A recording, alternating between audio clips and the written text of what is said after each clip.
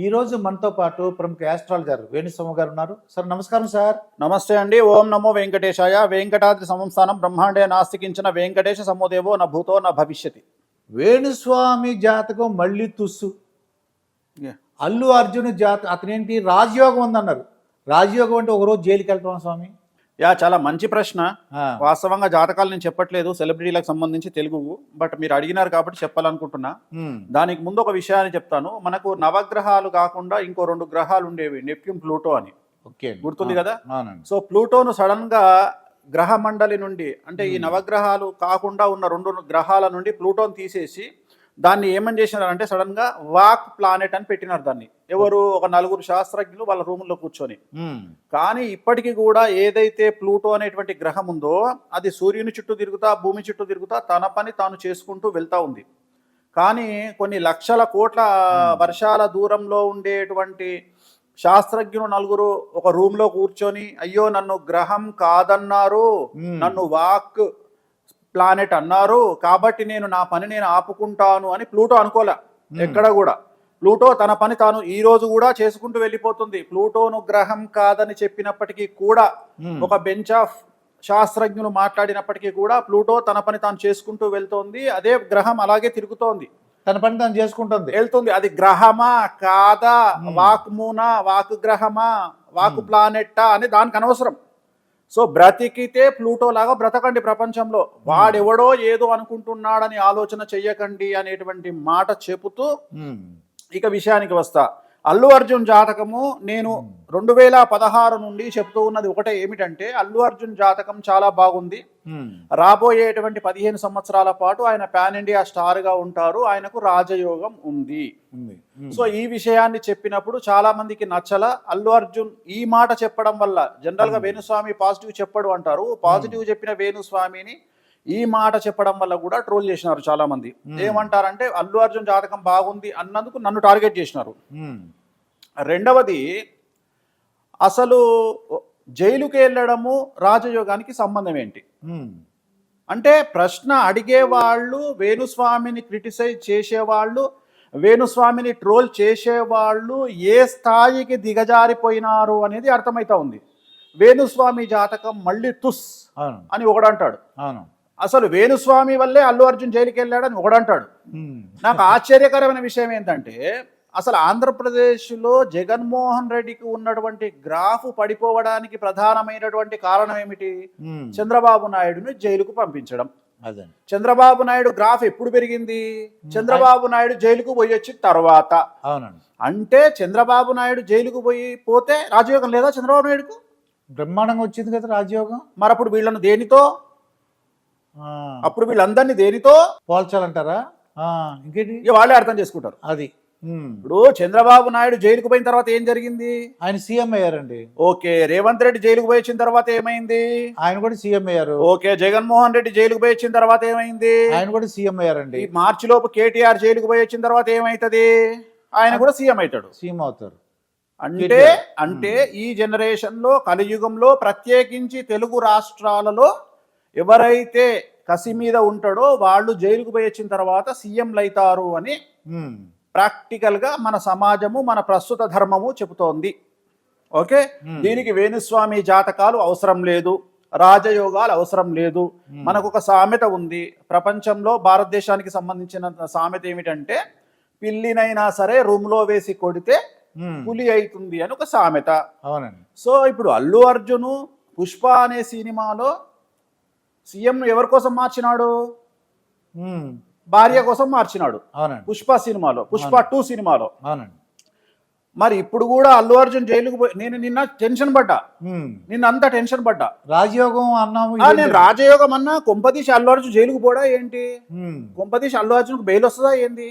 అంటే ఒక్కరోజు కూడా జైల్లో ఉండకపోతే నా మాట తప్పవుతుంది కదా. అంటే నా ఉద్దేశం ఏంటంటే, జైల్లో ఉంటే కానీ రాజయోగం రాదు.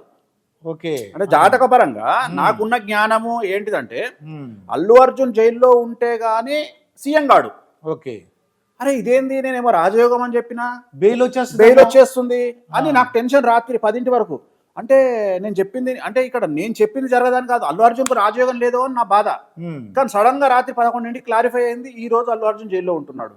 అమ్మా వెంకటేశ్వర స్వామి వారికి దండం పెట్టుకున్నా, స్వామి అయితే ఖచ్చితంగా రాబోయే కాలంలో అల్లు అర్జున్ గారు పార్టీ పెడతారు, ఒక రాష్ట్రానికి సీఎం అవుతారు. ఏ రాష్ట్రము అనేది తర్వాత విషయం, ఒక రాష్ట్రానికి సీఎం అవుతారు. సో నేను చెప్పింది జరుగుతుంది. సో రాజయోగం అంటే జైలుకు పోతే రాజయోగం కాదు అన్నాడంటే వాడికి భారతదేశంలో ఉండే అర్హత లేదు, మనిషిని అని చెప్పుకోవడానికి అర్హత లేదు. కారణం ఏంటి అంటే ఇప్పుడు పాలించేటువంటి భారతదేశంలో హోమ్ మినిస్టర్ జైలుకు పోయి వచ్చినాడు, ఇంతకుముందు హోమ్ మినిస్టర్ కేంద్ర హోమ్ మినిస్టర్ జైలుకు పోయి వచ్చినాడు, అలాగే చాలా మంది రాష్ట్రాల ముఖ్యమంత్రులు జైలుకు పోయి వచ్చినారు. పోయి వచ్చిన తర్వాత కూడా ముఖ్యమంత్రి పీఠంలో కూర్చొని ఉన్నారు. సో రాజయోగం అనేది జైలుకు పోవడం వల్ల ఏదో కొంపలు మునిగిపోవు. పుష్ప సినిమాని ఆపుదాం అనుకుంటే ఇవాళ 1500 కోట్ల చెరువులో ఉంది 1 వీక్ లో Pushpa cinema. Is a pan India star. నిన్న జరిగిన ఇన్సిడెంట్ తోని దేశం యావత్తు నేషనల్ మీడియా కోడై కూసింది, ఆయన గురించి ప్రచారం చేసింది. సో అది చాలు ఆయనకు. సో ఆయనకు రాజయోగం ఉందా లేదా, వేణుస్వామి జాతకాలు తుస్సా పస్సా అనేది ఆగస్టు నుండి జరుగుతున్నటువంటి విషయాలను అర్థం చేసుకుంటే అర్థమవుతుంది. అసలు ఆగస్టు నుండి ఏం జరుగుతుంది సినిమా ఇండస్ట్రీలో. ఫస్ట్ ఆగస్టు నుండి కన్వెన్షన్ కూలగొట్టడం నుండి స్టార్ట్ అయిన సమస్య, ఆర్జీవీతో మొదలైన సమస్య, మంచు ఫ్యామిలీతో మొదలైన సమస్య, అల్లు అర్జున్తో మొదలైన సమస్య, అసలు ఏమైంది తెలుగు సినిమా ఇండస్ట్రీకి, అసలు ఏమైంది అనే ఆలోచన చెయ్యకుండా ఏదేదో మాట్లాడుతున్నారు. ఆలోచన చేయాల్సింది ఎందుకు ఆగస్టు నుండి మనం వేణుస్వామిని గెలికినప్పటి నుండి ఎందుకు సినిమా ఇండస్ట్రీలో డిస్టర్బెన్స్ స్టార్ట్ అయింది, రేపు మార్చి నుండి 2025 మార్చి నుండి మళ్ళీ ఏదో రాజకీయంగా పెను సంచలనాలు నమోదు కాబోతున్నాయి, అసలు ఎందుకు జరుగుతున్నాయి, ఇది కదా ఆలోచన చేయాల్సింది. నేను ఒకటే మాట అన్నా, 2 తెలుగు రాష్ట్రాలలో పక్కన పెడితే తెలుగు చిత్ర పరిశ్రమ గింగిరాలు తిరుగుతుంది అని నేను ఒక ఇంటర్వ్యూలో చెప్పాను. అసలు ఇట్లాంటి 4 పెద్ద ఇన్సిడెంట్లు ఎప్పుడన్నా చూసినారా మీ జీవితంలో తెలుగు ఇండస్ట్రీలో? లేదు కదండి, ఇంకా చూడలేదు కదా.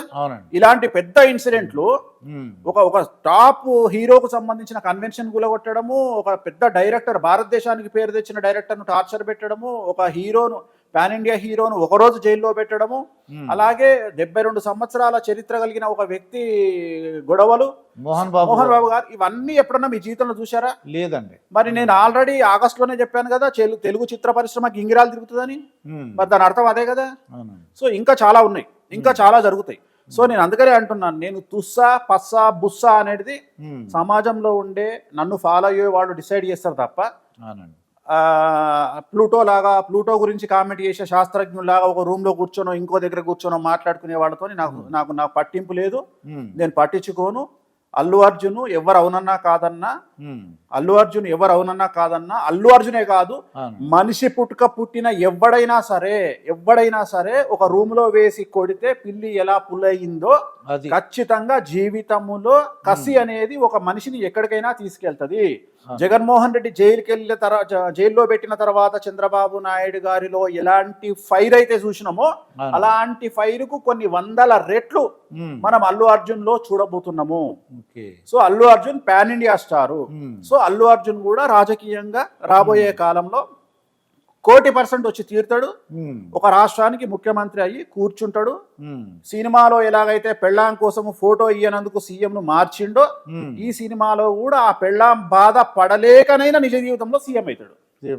Okay, this is conclusion. Okay స్వామి, ఇప్పుడు మీరు చెప్పిన చిత్ర పరిశ్రమ గింగిరాలు అన్నారు కదా, దానికి పరిహార మార్గం ఏమైనా ఉందా మీ దగ్గర? మనకి ఎందుకు, మన దగ్గర ఉంటే పరిహార మార్గం నాకు అవసరమే లేదు. అసలు తెలుగు సినిమా గురించి నేను పట్టించుకోను.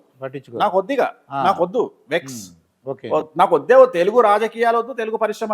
ఇది కూడా నేను ఇప్పుడు చెప్పింది కాదు, ఎప్పుడో 10 సంవత్సరాల కింద చెప్పింది ఇది. ఈ అల్లు అర్జున్ గురించి నేను ఇప్పుడు లేటెస్ట్ గా చెప్పలే ఇది. ఏదో సినిమా బాగుందని చెప్పిన అంతేగాని సినిమా బాగున్నందుకే తుస్సు, సినిమా బాగుందని చెప్పినందుకు.